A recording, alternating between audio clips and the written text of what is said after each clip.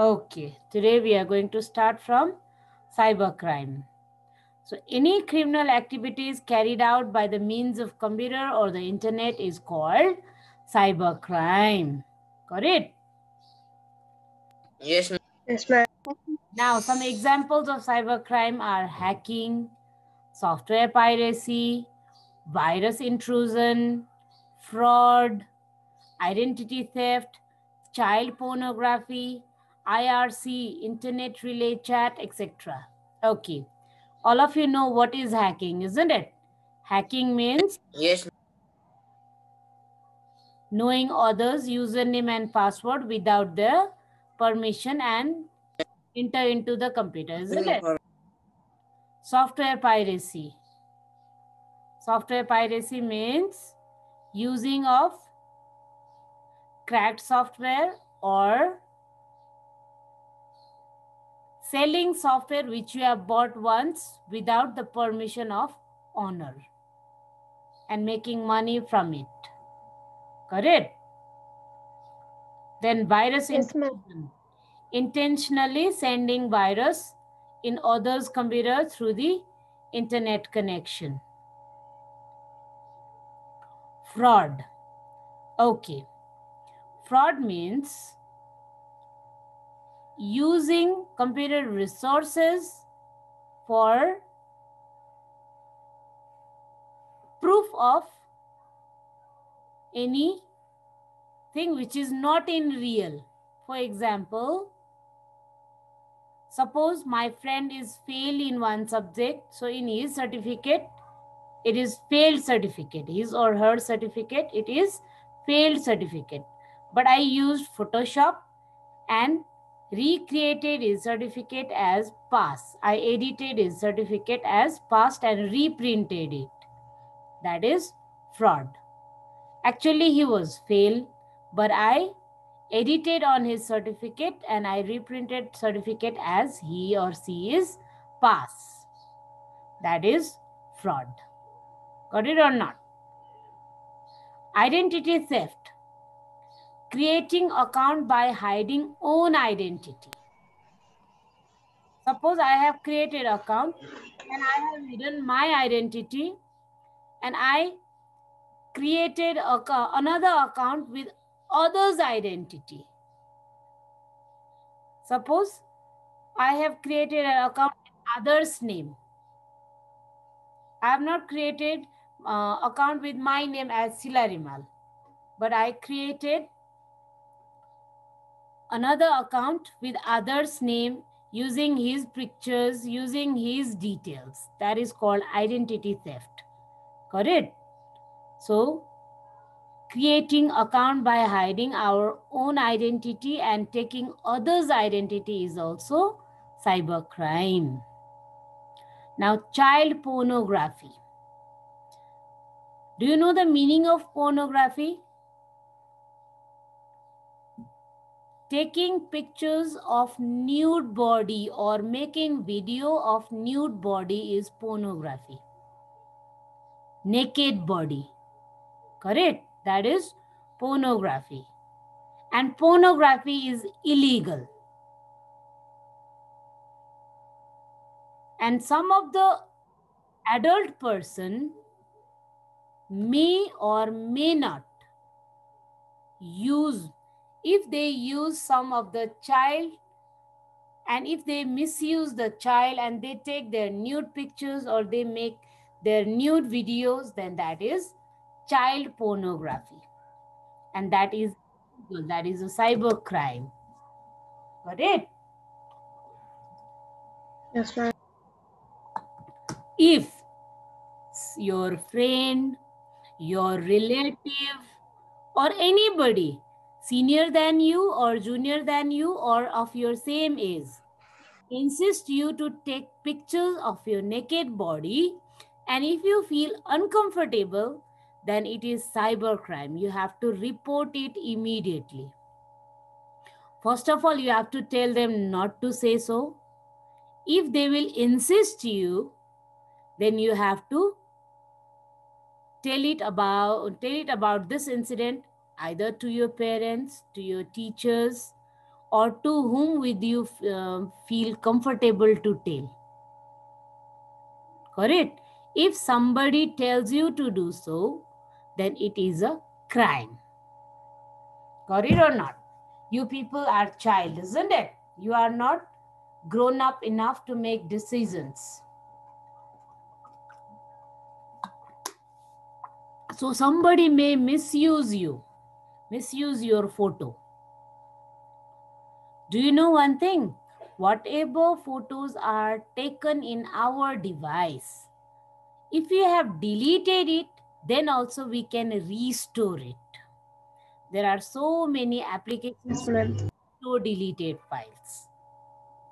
By mistakenly, if you have taken such kind of pictures and you have deleted it, then you are, and suppose your device is older or outdated and you sold it and you bought new device, then to the person whom you have sold the device, either that person or from that person anybody else might buy the same device, same your older device. Those person may restore file in your device. And suppose you have clicked such nude pictures once before and you have deleted it, while restoring they may get your nude pictures. Nude means naked pictures. Correct? And that person might misuse it. May or may not. May misuse it or may not misuse it. If that person will misuse it, then it will be problem for you, isn't it? Yes? That person does not know you, but for fun, that person may misuse your naked photo. Then at that time, what will you do? You have to immediately report to the cybercrime department of police. Correct? If that person is known to you, then you have to request that person to delete such photos. If that person will not delete photo, then you have to complain on cybercrime department of police. Correct? Because pornography, misusing others' photo is or video is a cybercrime. Got it? Okay, IRC, Internet Relay Chat. That means when we are in network environment, then we can send messages from one computer to another computer, client computer, or we can send messages from client computer to server computer or server computer to client computer. We can send message to multiple person at same time. That is called internet relay chat. If we do so to steal the information, if we do so to disturb the working environment, then it is regarded as cybercrime. But if we do so just to do our work, just to complete our work, then it is not a cybercrime. Correct? But if we use abusive type of words, bad words while chatting, if we are disturbing our working environment, if we are trying to steal information through the chat, then that is cyber crime. Got it or not? Understood cyber crime? Yes, ma'am. So these are some of the examples of cyber crime. Now, cyber law. The law which give punishment to cyber crime is called cyber law. Got it? Okay, cyber law is any law that applies to the internet and internet related technologies. Cyber law is one of the newest area of the legal system because internet technology develops in such a rapid pace or rapid speed. Cyber law provides legal protections to the people using the internet. This includes both business and everyday citizen, means simple users like us. We don't do any business through the internet, isn't it? We just use internet for learning purposes. Yes, ma'am. So cyber law provides legal protection to both of us, either businessmen or simple users. Understanding cyber law is the utmost importance of anyone who uses the internet. Cyber law has also been referred to as the law of the internet. Cyber law is also known as law of the internet. Internet. Yes. When the question comes, what is cyber law? Then you can write the law which give punishment to cyber crime is called cyber law. Got it? Now, here are some types of cyber law. Fraud.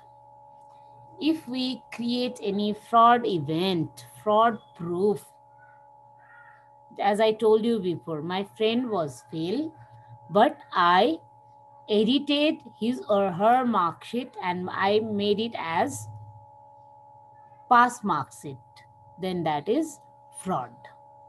There are so many photo editing applications which can be used for fraud work. Got it or not? So consumers rely on cyber laws to protect. Consumers rely on cyber laws to protect them from online fraud. Laws exist to prevent identity theft, credit card theft, and other financial crimes that happen online.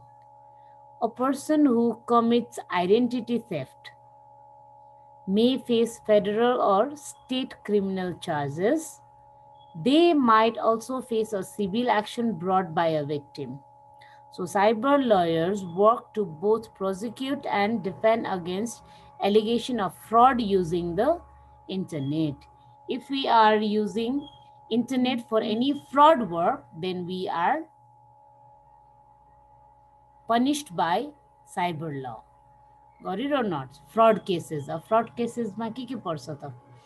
It can be creating fraud mark sheets, creating false events, creating false witnesses, creating false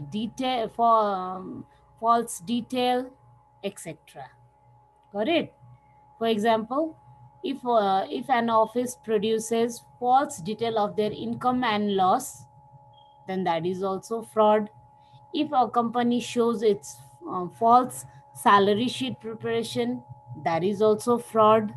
There are so many fraud activities which can be carried out through the internet.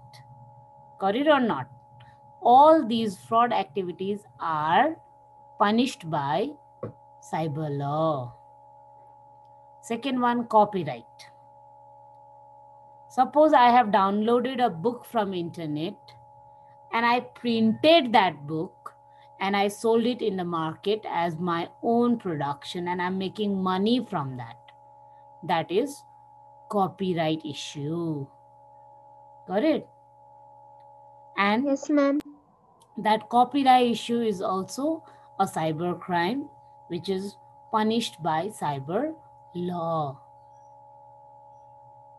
It can be music, it can be videos, it can be books, it can be a simple article, it can be poem, anything, any creativity.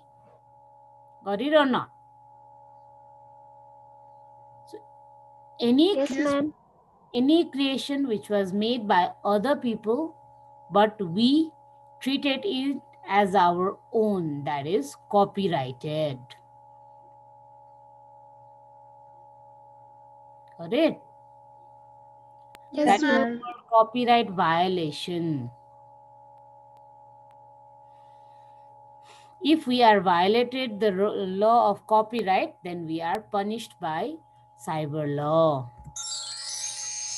Now, defamation. Many people use the internet to speak their mind. When people use the internet to say things that are untrue, it can cross the line of defamation. Defamation laws are civil laws that protect individuals from untrue public statements that can hurt a business or someone's personal reputation. Defamation law is cyber law when people use the internet to make statements that violate civil laws. This is also giving statement against other people, giving false statement of other people, false statement for other peoples. Correct? Suppose if we post something wrong about some person, then it is punishable, because we are not allowed to say anything wrong about anyone, though we like the person or not. Correct? So defamation is another cyber crime which is punished by cyber law. Defamation law. Harassment and stalking. In cyber world, normally nowadays we have got so many friends in messenger list, chat list, isn't it? So some of our friends which are in our messenger list may not be our real friend. They might be just our online friend. And if one of the person in our chat list or messenger list types something bad words, if they talk in online environment with rude behavior, harasses you, then that is also cyber crime. Correct? That is harassment. Yes, sir. So if any person does so, first of all you have to warn that person. After warning, if that person continues the same behavior, then you have to tell this thing about this thing to your parents or to your teachers or any person with whom you are comfortable. Correct? So sometimes online statements can violate criminal laws that prohibit harassment and stalking. When a person makes repeated or threatening statements about someone else online, they may violate both civil and criminal laws. Cyber lawyers both prosecute and defend people when stalking occurs using the internet and other forms of electronic communication. The threatening might be or harassment might be from email, might be in chat, or it might be in Facebook, social medias, anywhere. Any online platform is used to harass people, then it is regarded as cyber crime. Correct? Now, freedom of speech. An important area of cyber law is freedom of speech. Even though cyber laws prohibit certain behaviors online, freedom of speech laws also allow people to speak their minds, whatever they think in their mind. Cyber lawyers must advise their clients on the limits of free speech, including laws that prohibit obscenity.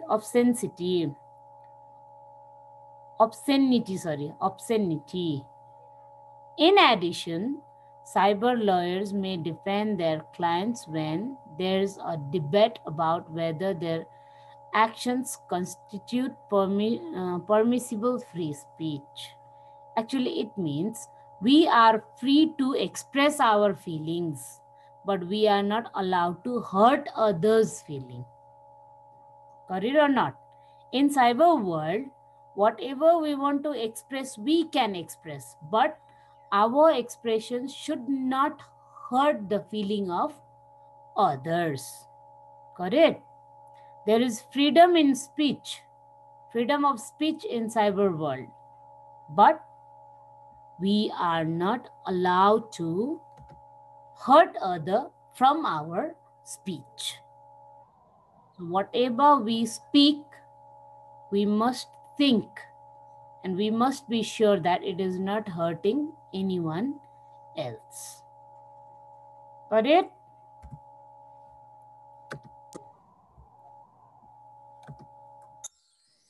Okay, trade secrets. Companies that do business online often rely on cyber law to protect their trade secret. Every organization has got their secret, isn't it? For example, Google and other online search engines spend a great deal of time developing the algorithms and produce search result. They also spend a great deal of time developing other features like maps, intelligent assistants, and flight search service to name a few. Cyber lawyers help their clients take legal action as necessary in order to protect their trade secrets. Okay, whatever information we need in the internet, from the internet, then we search for it. Got it or not? So while searching information, we get list of websites. But do you know, website has to cross from firewall protection. Got it or not? Website has to go through firewall protection. There are certain boundaries applied in the website. So if any other kind of website tries to cross the boundary of the website, or any user tries to cross the boundary of website, that is called cybercrime. For example, if we are reading some article regarding some company, suppose we are reading article of Little Angels School, then are we allowed to see the financial report of Little Angels School? हामीले information search गर्ने क्रममा financial information search गर्न पाउँछौँ त हामी normal युजर्सले? Are we allowed? No, we are not allowed. But if we try to search the financial report, then it is cybercrime. If we are looking at just general overview information of the Little Angels School, then it is not crime, it is not illegal. But if we go to the financial section, normally financial sections are dealt by finance department. The person related in the finance department are allowed to see most of the information related to financial status, isn't it? But all of us are not allowed to see the financial report. Are you getting me or not? We are allowed to search limited information of any website, but if we try to search the restricted information from the website, then we are crossing the limit. So commercial type of website has got their trade secret. If we try to cross the limit of that trade secret, then it is a cyber crime. Got it? So in such cases, if we try to cross the limit of trade secret, then that website owner may complain to cybercrime department, and we may be punished by cyber laws, trade secret laws. Got it? Now, contract and employment law. Every time you click a button that says you agree to the terms and condition of using website, you have used cyber law. Contracts protect individuals and corporations as they use technology and do business online. For example, non-compete clause in employment contract used to impact only a small local geographical area. As more business move online, the way lawyers draft these agreements and the way that court enforce them may change. Lawyers must work to represent the best interest of their client in areas of law that may still be unsettled. Okay. Whenever you join a new company, you get contract signed by your boss. Correct? That contract may cover 6 months time period, 1 year time period, 2 years time period, 3 years time period, or more than that. It is clearly written on the contract. Got it or not? So when it is a legal way to know that you are employee of certain company. So contract is a legal way to know that you are employee of certain company. Suppose I am employee of Little Angels School and I got signed contract between me and Little Angels School.